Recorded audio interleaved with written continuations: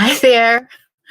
I am having a little bit of trouble with the technical side, so I am trying to make sure that we are live on Facebook. If you have joined me, maybe you could just say hi. If you can hear me, tell me where you're from. I'm going to check on my phone.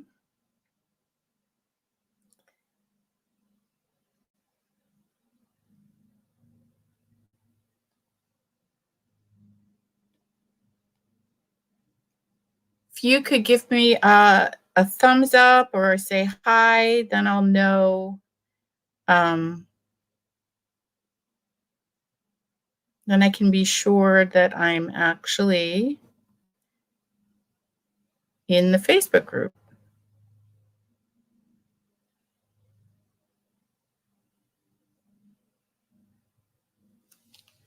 I'm not seeing it on my phone. I see there's one person watching. Today's the day for the 4-step framework for creating a money-making antique business. And before I jump into everything, I just want to make sure the technical side is working because I did have a little bit of an issue coming on.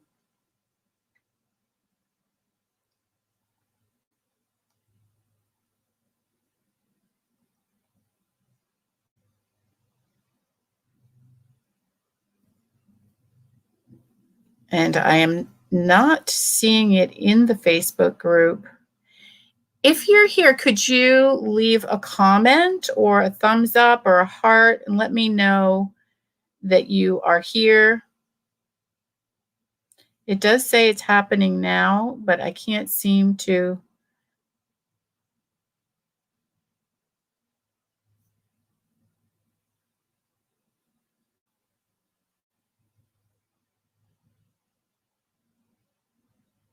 Access the event.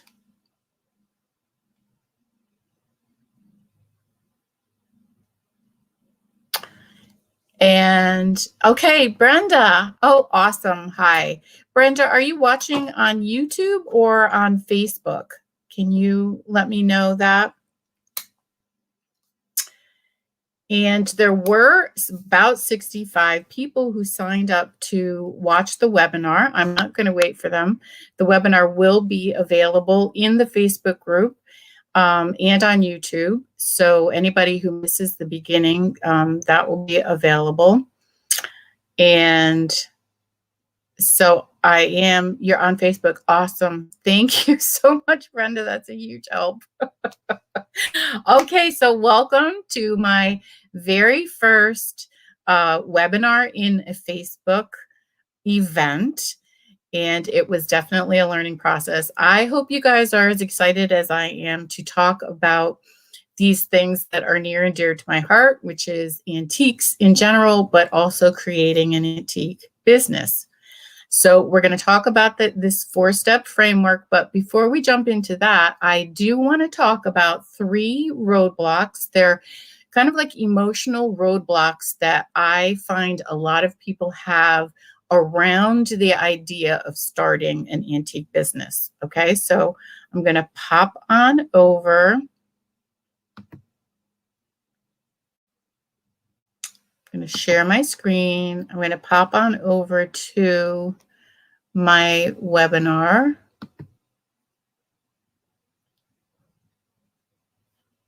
And here we go. This is the 4-step framework for a money-making antique business. For anyone who doesn't know me, most of you do. Most of you either get my newsletter or you're in my Facebook group, your Vintage Headquarters, but my name's Diana Petrillo. I've been selling antiques for 25 years, and I started my online business, Adirondack Girl at Heart, about 8 years ago. And I am now also, in addition to a seller and a blogger and a YouTuber, I also teach about how to create antique and vintage businesses The course that I have currently right now is called Savvy Antique Seller, and we'll talk about that a little bit more later on. So let's jump into the 3 roadblocks that I find many people face when they are thinking about starting an antique business. And the first one is fear of failure. Of course, anybody starting a business it wouldn't be unusual for them to have a little bit of fear of failure. But we don't want that to stand in the way of starting a business. So if you love antiques and you're not afraid to learn new things, then you don't have to let fear of failure stand in your way. Okay.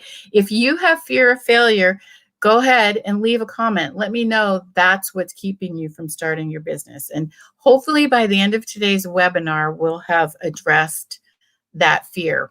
So here's an example. Shannon, who has that fear. She loves antiques. She's accumulated a number through the years. She wants to sell them, but she is worried about starting her own business and is afraid that she's going to lose money. And we're going to respond to Shannon's fears throughout the course of the webinar. Okay. So the second roadblock is lack of confidence. Many people are afraid to sell antiques because they are worried that they are not an expert. And I will let you in on a secret. There are no experts in the antique business because it is such a vast area. Anything you can think of can be an antique, right? I mean, as long as it's old or old-ish for vintage. You see some experts on Antique Roadshow, but they are experts in specific areas, specific types of antiques and vintage, like furniture or art or that sort of thing. The level that we're dealing at with antiques, we are going to be dealing with all kinds of different vintage and antiques. Some of them we will know a little bit about. Some of them we will know a lot about. Some of them we're going to have to do research and find out more about them. And I do encourage people to become a little bit of an expert in maybe 1 or 2 areas that will really serve you well and your business well. But nobody is an expert. So don't let that stop you from starting your own business. Let's meet Don. Don also has purchased many antiques through the years, but he feels like he's not a professional. He doesn't have an art history degree. Well, I don't have an art history degree. In fact, that's not my background at all. But I love antiques and I'm willing to learn as I go along. And if you're in that category, then you're in a good position. Okay.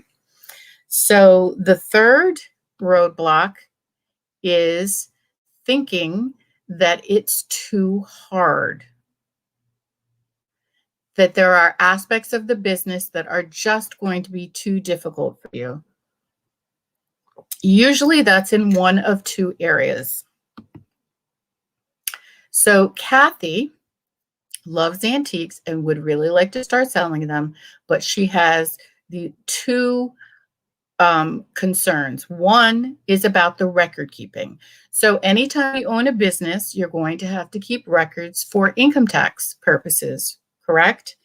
And if you want to sell online on Facebook Marketplace, Etsy, or eBay, you're going to have to learn some technical things. You're going to have to take some time or maybe take a course and learn those things.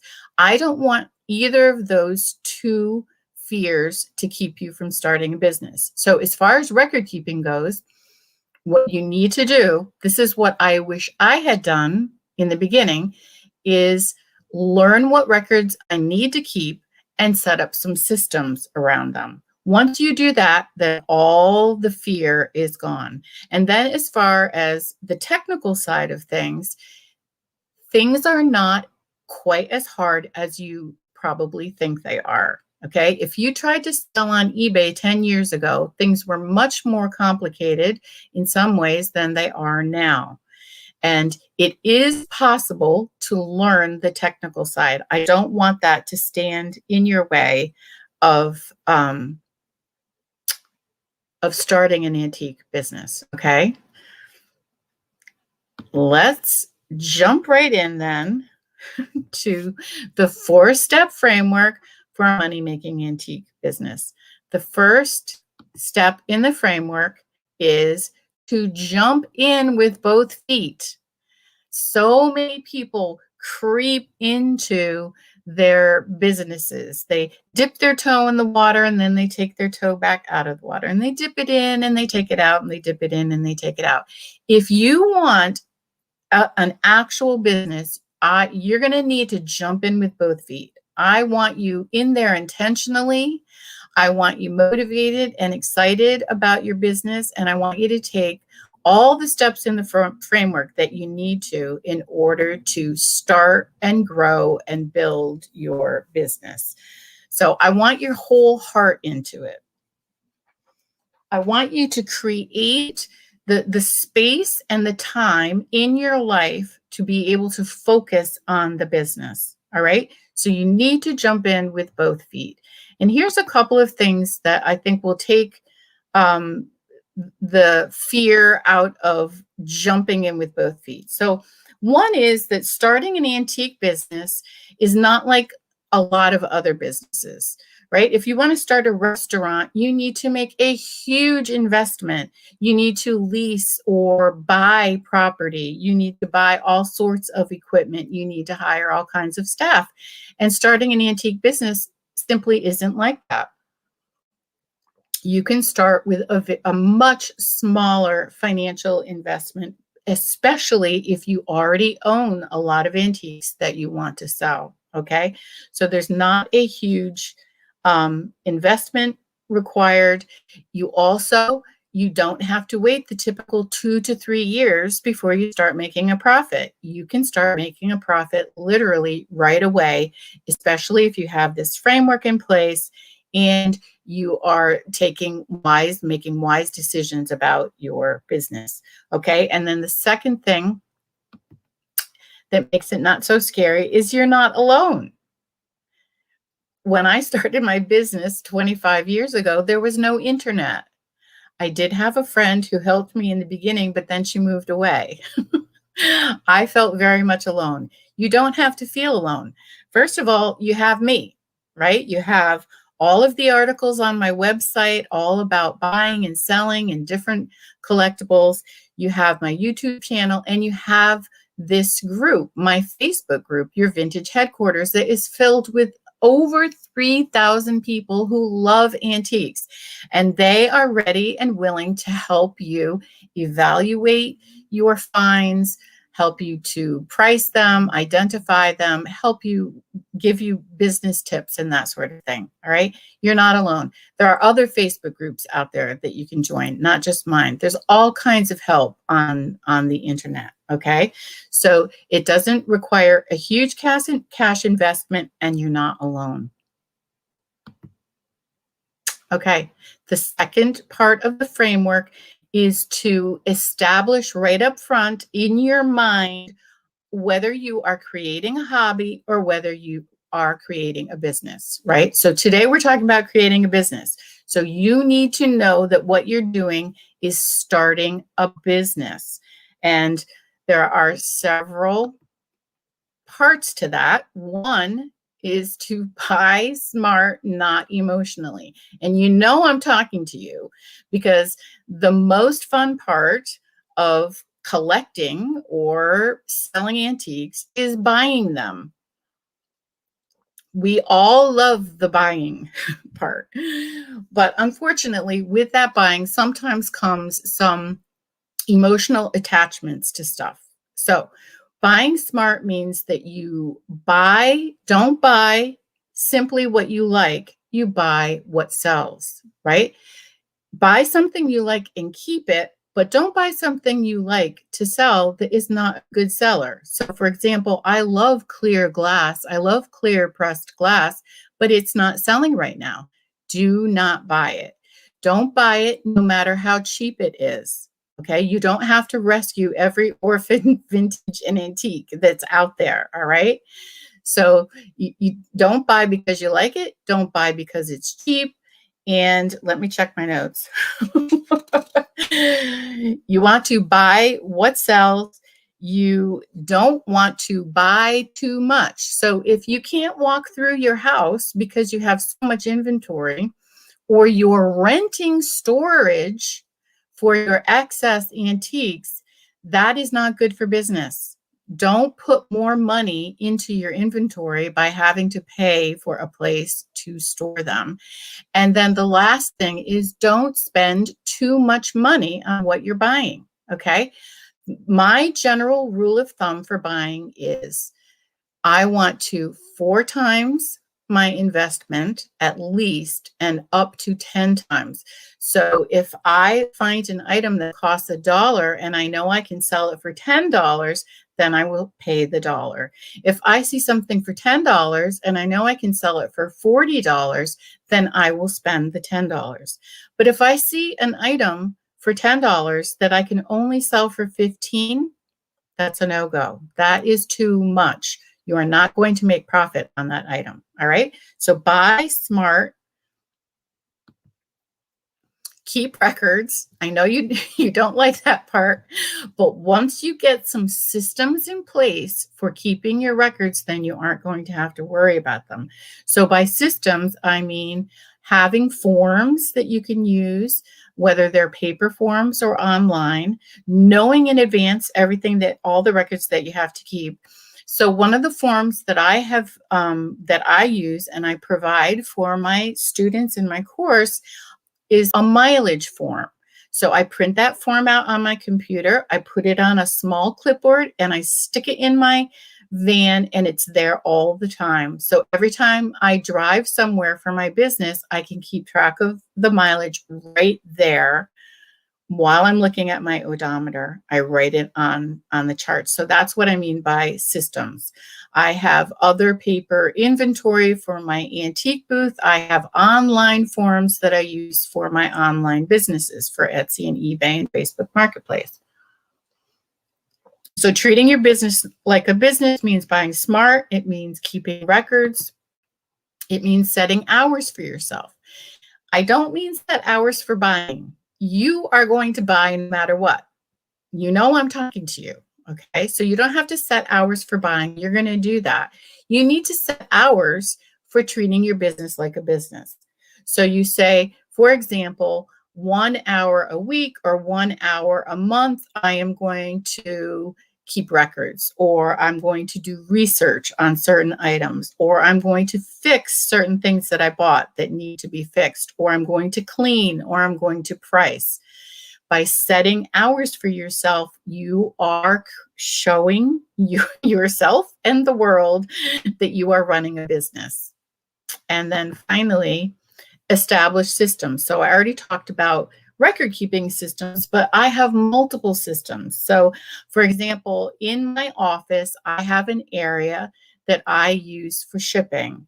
It's a countertop table. Underneath it has bins with drawers. I keep air pillows and bubble wrap and poly mailers and boxes in those bins.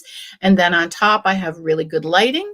I have my scale. I have pens and pencils and tape and everything I need for shipping. Okay, so that's another example of a system. I also have an area where I take photographs. I have an area where I keep all my storage. I have another area where I keep everything that's listed online for sale. I think you get the idea. Okay. So that's treating your business like a business. So the third step in the framework is to keep merchandise moving through your business. And what I mean by that is that I don't want merchandise sitting, well, I already mentioned sitting in your house, but I don't want it sitting in your stores, whether it's your booth or your Etsy shop or on eBay or on Facebook Marketplace. You want to keep the merchandise moving through your business and then out of your business, right? You want to sell it as quickly as possible. So one of the things that I see frequently with sellers is that they want to get the absolute highest value out of every single item that they're selling. So for example, say I find a yellowware bowl out while I'm shopping, and I come home to do some research on that, and I look on eBay, I see some are selling for around $50. And then I check the sold listings and I see one that sold for $60. And then I see another one. Oh my goodness, it sold for $99. My bowl is increasing in value by the minute. And maybe I pick up a price guide and I see the price guide suggesting that it's worth $129. Wow. I can slap that price, $129, on my yellowware bowl and put it in my booth or list it on Etsy, and it might sit there for a really long time because I'm trying to get the absolute highest value.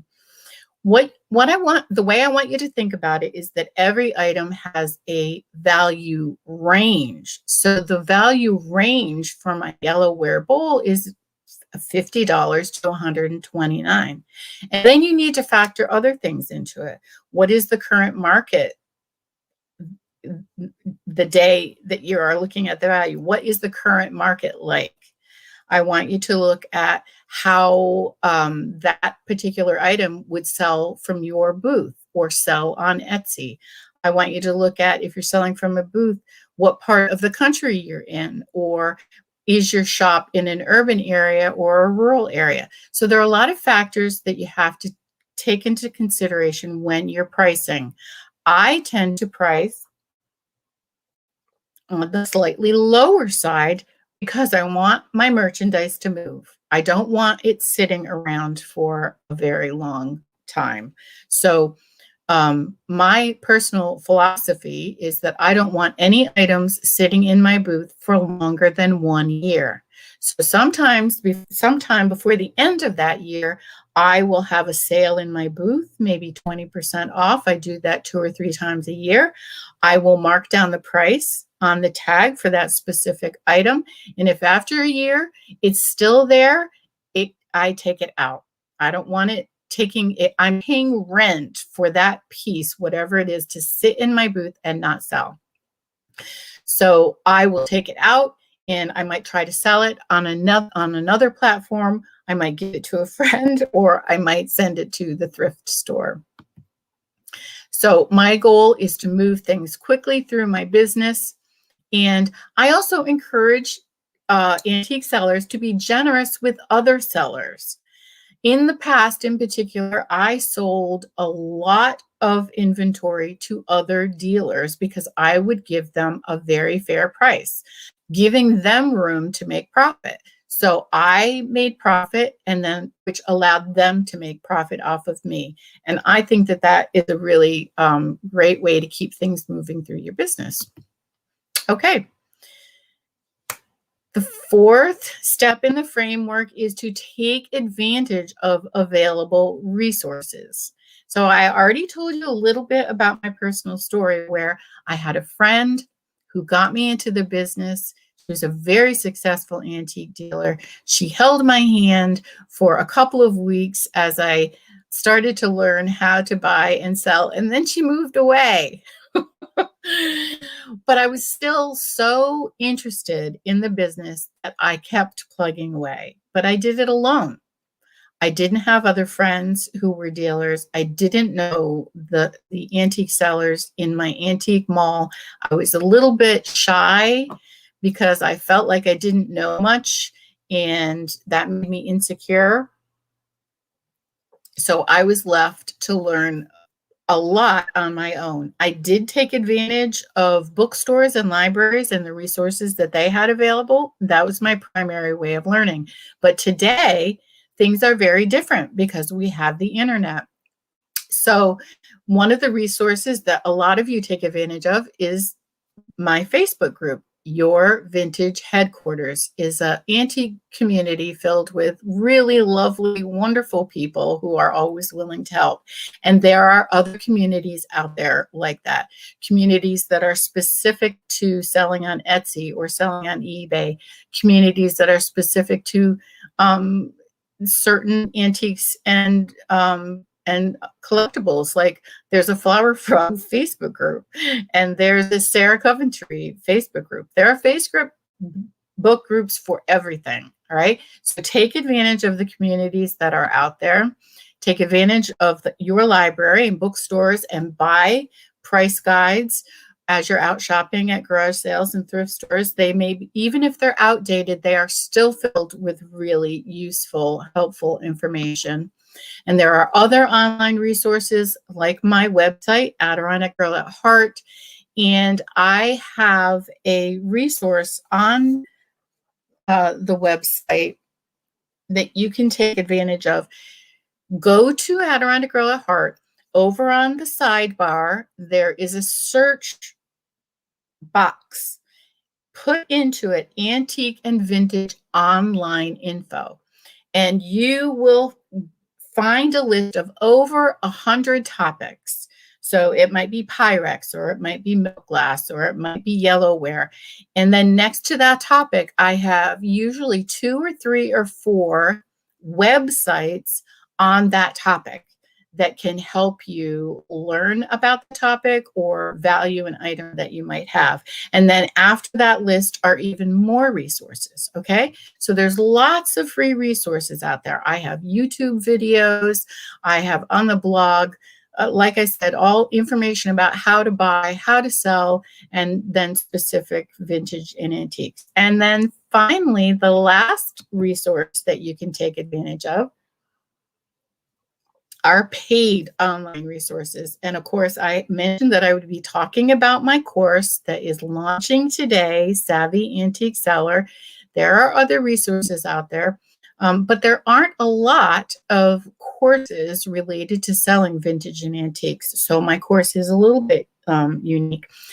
And so it might be a weird idea to you to make a financial investment in a course to help you with your antique business. Other professionals, other types of employment take advantage of courses all the time. Lawyers do continuing education. Hairdressers go to conferences or take an extra class in order to learn a new hairstyle, right? There are opportunities for people to learn and grow in their business, and Savvy Antique Seller is there to help you with antique selling. The idea was a little bit foreign to me, I will admit, but I also want to tell you that I recently invested a huge amount of money into a business coach, not someone to help me not with the antique side, but with the business side. And it has made such a tremendous difference. I have learned so much.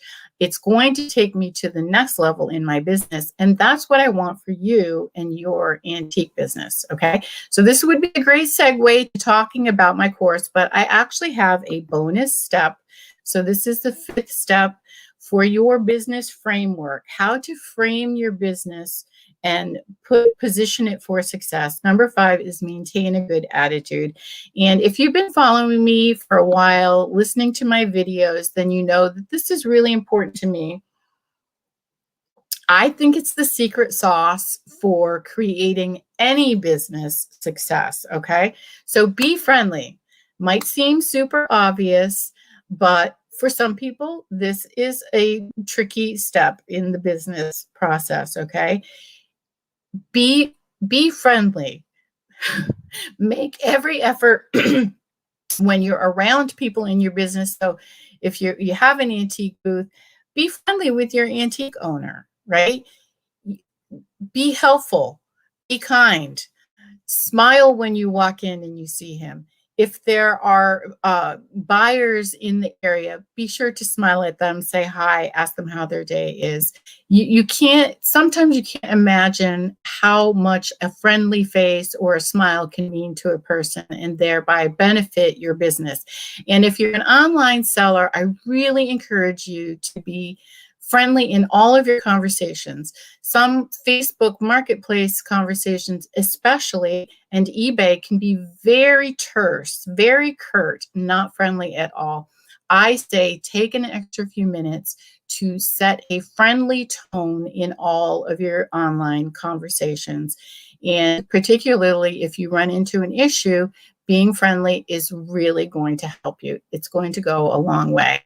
And next is to be generous. There are so many different ways to be generous. I talked a little bit about it with the idea of being generous with other dealers. You can also be generous online by having those good prices, by providing help to people. So if other sellers ask you for input on an item that you've bought, or that they've bought, they are looking for a price or they're looking for information, share your knowledge.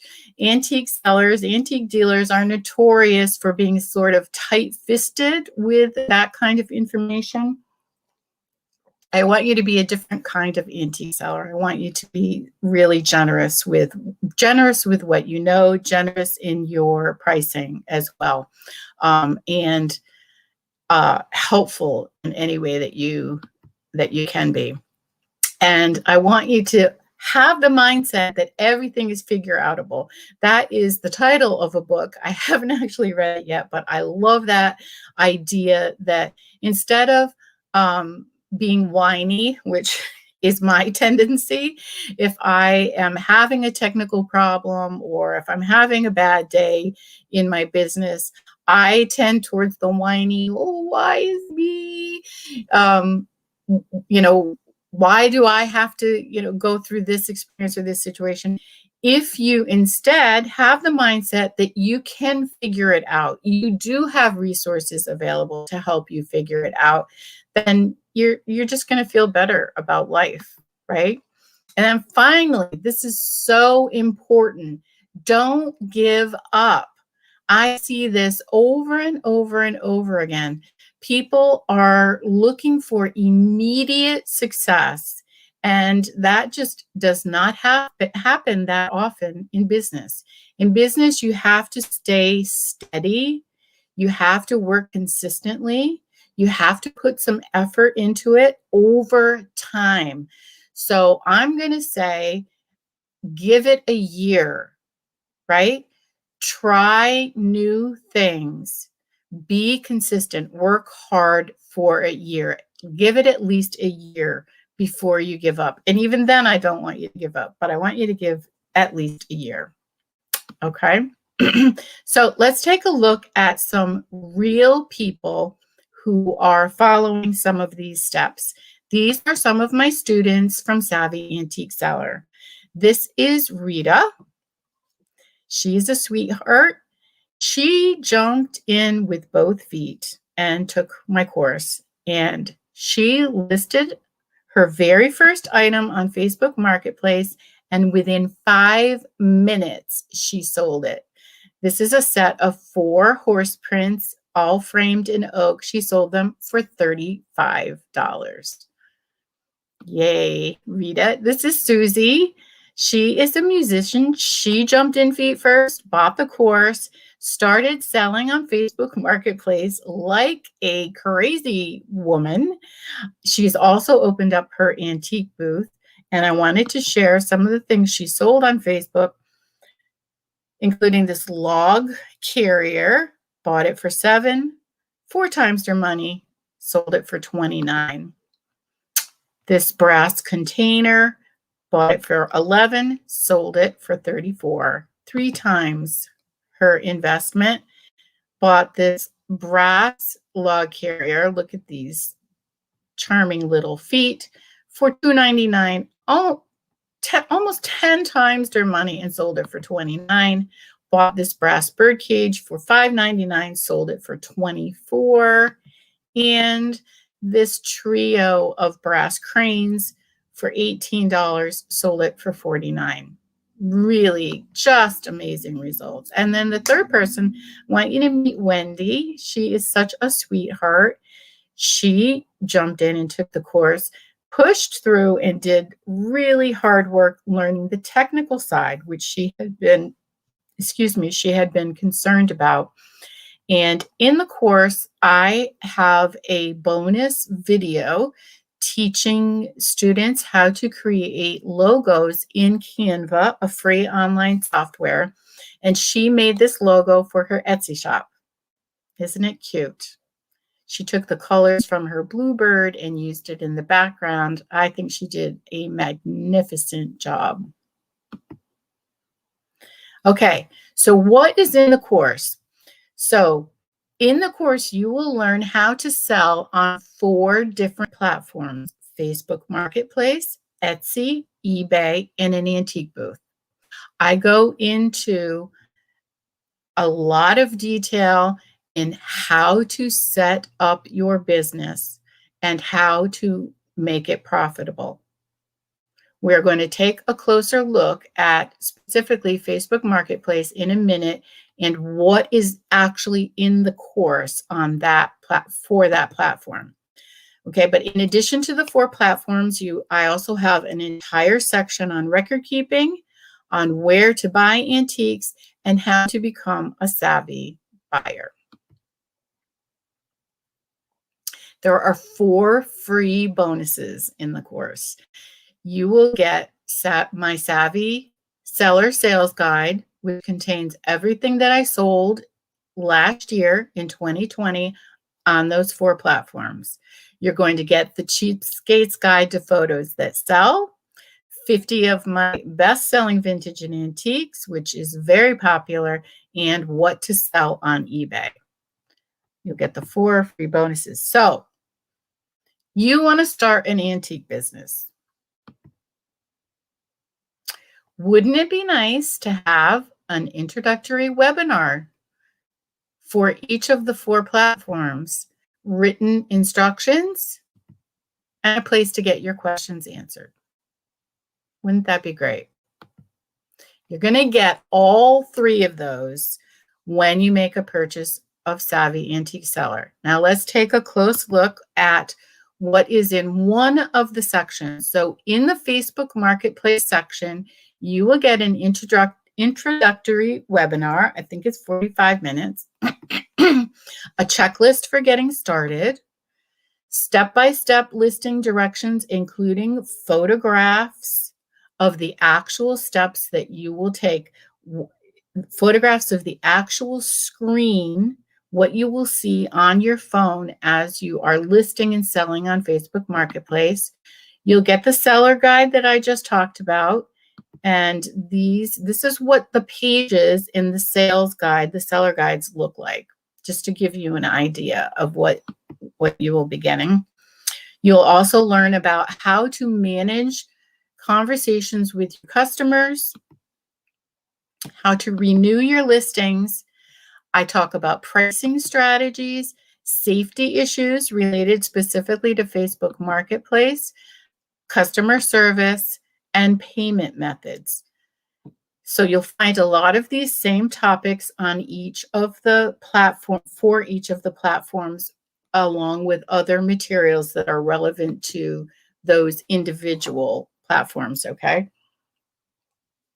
So what does the path to success look like for when you take Savvy Antique Seller? Let's look at Savvy Sarah. She wants to turn her love for antiques into an actual business. Step 1 is take Savvy Antique Seller. You knew that was coming. Step 2, every platform has pros and cons. So in your Facebook Marketplace section, in those lectures, one of the lectures is the pros and cons for selling on Facebook Marketplace. And then I have the pros and cons for selling on Etsy and so forth. So the next step, first step, take the course. Second step, read the pros and cons. Third step is to pick the platform that you think fits you and your lifestyle best and watch that webinar. After you watch the webinar, then I want you to go through all the course materials for that platform, print out all the related materials, and then you're ready to start selling. And that is the path to success. Now, what if Sarah runs into some problems with whatever platform she chose? I have a private Facebook group for Savvy Antique Seller. It is not your vintage headquarters. It's specific to the course. So she would go to the Facebook group and she would ask her question and get an answer either from another member in the group or from me. I also list other resources in the course that you can use to get your questions answered. So for example, for Etsy, I have links to Etsy help. I have links to Etsy, different Etsy resources that they make available to their sellers. And remember, everything is figure outable, okay? I want you to have that mindset about your antique business. So what if she doesn't like the course? What if you don't like the course? If you give the course materials a try and decide that they aren't for you, that it's not what you thought it was going to be, you can get your full money back within 30 days. Okay? So there's no fear. You don't have to be afraid that you're going to waste your money. You can get it back if it's not the right fit for you. Some of you, I'm sure, are wondering, what about if you have trouble with the technical side? If you decide to take Savvy Antique Seller, I want you to have some basic computer skills, some basic computer knowledge, specifically related to email. I want you to know how to use your email, how to send and receive emails. I want you to know how to use Facebook. I want you to have a printer, and I want you to have a smartphone. Now, if you're selling through an antique booth, you will not necessarily need the printer or the smartphone, okay? But you are going to need to know how to use email and how to use Facebook, okay? So that's sort of the baseline before you take the course. But the course is geared towards the technically challenged. I have very specific details in the course, literally where I say, look for this button, click this button, and this will happen, okay? And I expect questions about the technical side of things, and I am ready to offer help, okay? I'm not going to think, oh, you're dumb, or that's a stupid question. I don't think that at all. I want to help you. I want you to be a success. And then, of course, you can ask questions anytime in the Facebook group. If you are really stumped and you're not getting your answer because it's taking too long, you can send me an email or you can send me a direct message on Facebook or on Instagram, okay? So who should take Savvy Antique Seller? Somebody who loves antiques and has been wanting to sell them, but is not currently selling them, okay? That person who also has the basic computer skills is someone who should definitely take the course. Somebody who's selling on one of the platforms, so let's say you're selling on Etsy, but you want to learn how to sell on eBay. You want to make more money in your business and you want to diversify a little bit, then you are an ideal candidate for the course. If you just recently started selling antiques and could use some guidance, then Savvy Antique Seller is probably also for you. But you can send me an email or send me a direct message and we can investigate that a little bit more. Who shouldn't take the course? I think that somebody who has a successful antique business already, selling onto platforms, so they're a little bit diversified, probably does not need to take Savvy Antique Seller. That said, if you are selling in an antique booth and you're selling on Facebook Marketplace, but you want to learn how to sell on Etsy, then go ahead and take the course. I will say that I think selling seriously on 3 platforms is a lot. That's a lot. I think selling on 2 platforms for most people is going to be enough. Yes, I sell on 4, but I don't sell heavily on 4. I want to be selling in all 4 so that I can teach about selling on all 4. Okay? So the last thing I want to do is let you know what a couple of students have thought about the course. So remember Wendy, we talked about her earlier. She had the technical concerns. She was concerned that she wasn't technically savvy enough. And this is what Wendy said. I would never have ventured into some of the online venues that Diana taught us without her guidance. Because I'm not really a proficient user of technology, I'm sure that I would have given up long before successfully setting up my online platforms. It was challenging, but Diana was patient with her advice. So this goes back to what I said about there's no stupid questions. I'm here to help. I really want you to be a success. And you remember Rita, she sold the 4 horse pictures. This is what she said about the course. Your PowerPoint presentations, that's the webinars, are very detailed and easy to follow. And I love that I can always go back and watch them again. As a teacher, you're supportive and always there to help each of us, no matter where we're at in the learning experience. So sweet of you to say, Rita. You are always quick to answer questions we may have, and most of all, I love your down-to-earth personality.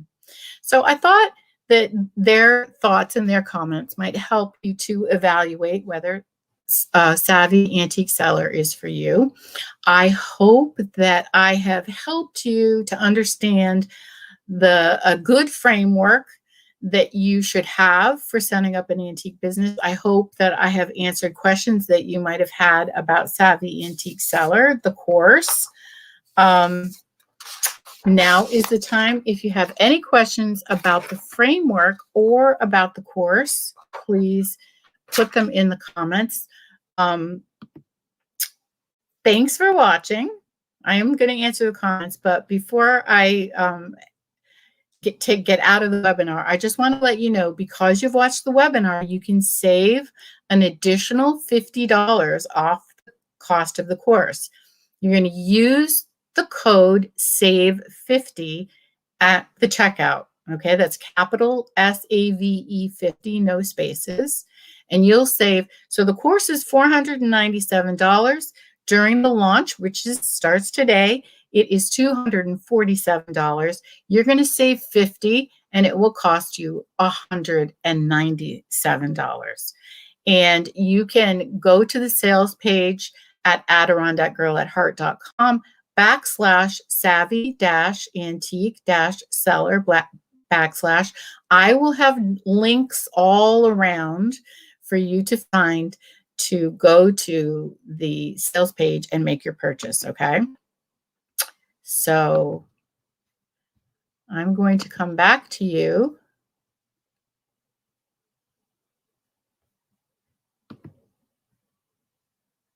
And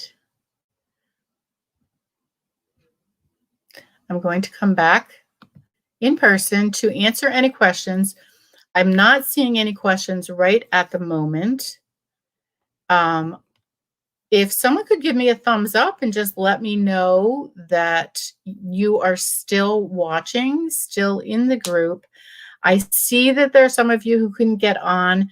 I'm super bummed about that, but the webinar is going to stay live in the Facebook group for the week. All right. So anybody who wants to watch it. So I have some questions that other people have asked me. Someone asked, what do I need in order to take the course? So I did address that, but I will repeat. You need a computer, you need a printer, a smartphone, or a camera. If you're going to sell in an antique booth only, you will not need the printer. You'll need the computer to take the course, and you will, having a camera or a smartphone isn't as essential. Okay, so that's what you need for the course. How much computer, hi Sue, um, how much computer know-how do I need to take the course? You want to be pretty comfortable using a computer. As I mentioned, you want to be able to send and receive emails. You want to download and edit photos. If you're selling online, you want to be able to navigate Facebook and download and print the PDFs that are in the course and do basic research online. Okay. Besides the checklists that I mentioned and the PDF resources, there are a few other things that you will find and be able to download. Thank you notes, record keeping forms, sale signs. I have a document called 15 Places to Buy Vintage that you can print out, and I have a workbook on becoming a garage sale superstar. So those are all in the course. And a final question, how much do I need to know about antiques to take this course and make money? So it's best if you have a deep appreciation for antiques. If you love antiques, that is the best position to be in. It's also good if you have some knowledge about some antiques. That is definitely going to be to your benefit. You are going to make money faster. You're going to build your business faster if you have some knowledge, all right? But you can learn as you go. If you're not afraid of learning new things and you have the deep love for antiques, then you go ahead and take the course, okay? There's nothing to prevent you from taking it and starting to create your own online business.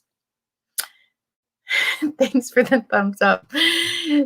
If you have any questions, now is the time to ask them right below the video. If you are watching, what is the schedule of the program? Okay, that is an excellent question. The course you take at your own pace. You can take it as quickly or as slowly as you like. I don't want you to take it slowly, but you don't have to take it quickly. So, for example, like I said in the video, in the webinar, go to the course, look at the pros and cons of each of the platforms. Even if you think, oh, I want to sell on Etsy, don't just jump right to Etsy. Look at the pros and cons of each and evaluate which you think would be the best, and then pick that one. So you may decide, yes, I do want to sell on Etsy, or someone else taking the course may want to start selling through an antique booth, and that's later on in the course. So students are likely going to be in different places at different times in the course, and there's nothing wrong with that. So you take it at your own pace.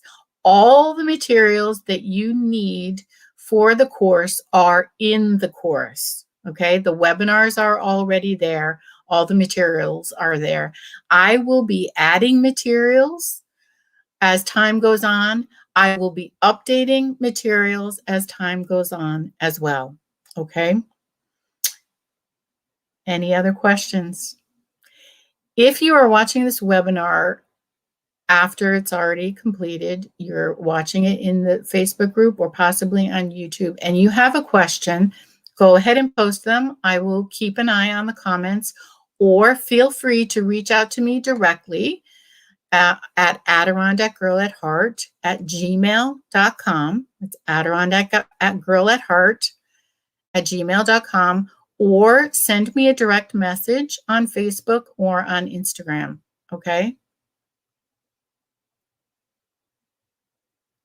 People, including me, looked for it to start on Facebook. Okay. Well, I am sorry for the confusion. The webinar will be up on in the Facebook group for the next week. There's no more questions. I'm going to say goodbye. I'm so excited to see who wants to start their antique business. I am looking forward to helping you do that and do that well. And I'm going to say so long and happy hunting as always.